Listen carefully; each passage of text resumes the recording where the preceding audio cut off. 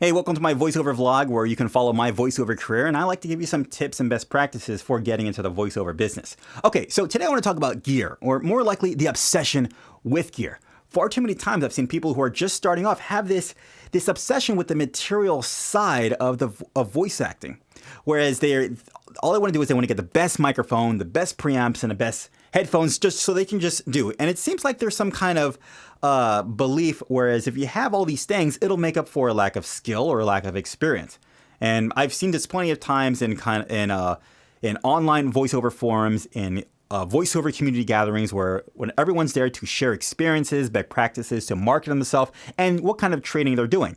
And you'll always come across a person who's like, yeah, this is great, and they want to share something. You know, I just got this $700 microphone. And everyone's going to congratulate them. Like, wow, that's really awesome. You must have landed a really cool gig to afford that microphone. And the person would normally respond with, well, yeah, I haven't really done anything yet. I just got the really good microphone so I can land that gig. Yeah. All right. So how do I know all of this? Well, guilty as charged.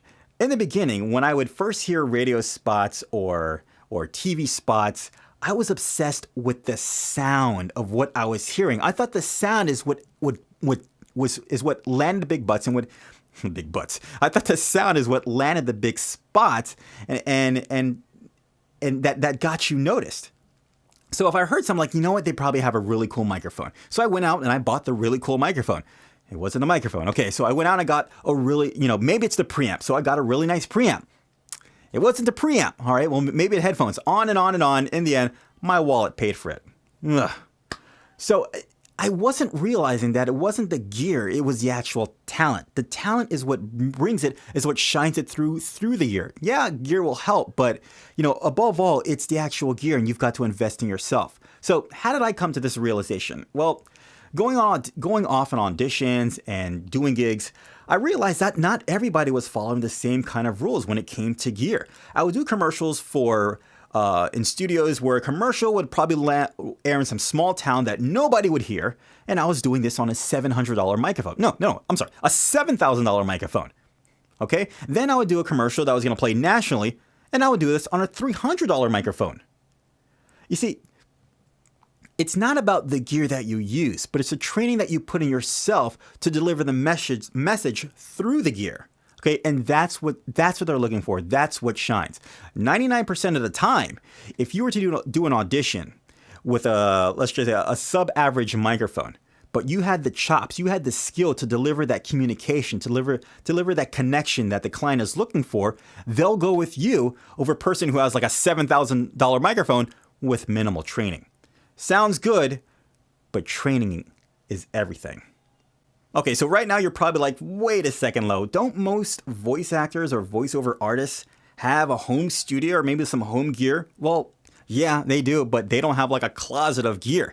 And they already know that you don't need to buy the best gear to get the best sound. You have to get the gear that sounds best for you. And that's not always going to be a $7,000 microphone. Sometimes it could be the $1,000, $700, $400, $200 microphone.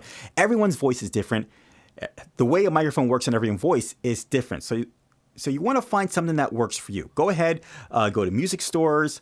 If you can, rent microphones and see what works out for you. If you can, if you are jumping from studio to studio, go ahead, try different studios. If you have friends who have microphones, ask to borrow their microphones. See what works for you, but you don't need to go out and buy the most expensive thing right off the bat, because guess what? It might not work out for you. I think the first microphone I bought was probably like maybe $400, and No. The first microphone I bought was like $200. And immediately I was like, I had that itch. Oh man, I want to get something a lot more because I'm pretty sure I'm going to sound better. So I got like a $500 microphone. And then I had that itch again. I'm like, geez, the pros, they're using like $1,500 microphones. So, at the cost of my wallet, I got like a $1,500 microphone. And then, God, that was the worst investment ever because I think I only used it like maybe like once. And I think it was so sensitive. I need like a soundproof chamber to even use that microphone. And oh God, okay. And in the end, I ended up with this baby right here, my Sennheiser 416, and I love it. Mwah. Okay, but yeah, it's awesome, and it most importantly, it works for me. It works for my voice. Yeah, it does. All right, guys. So I really hope this video helped you. Please follow my vlogs if you want to see some more interesting things that are happening in my voiceover career. And I hope they're interesting to you because they're interesting to me, believe me. And any questions or comments you have about the voiceover industry, feel free to ask me. I'll tell you a story, and I'll give you some good tips on what to do. So go ahead, follow my other voiceover vlogs. Also check out the other things I do on my channel. And until then, guys, I will see you in my next vlog video. Bye.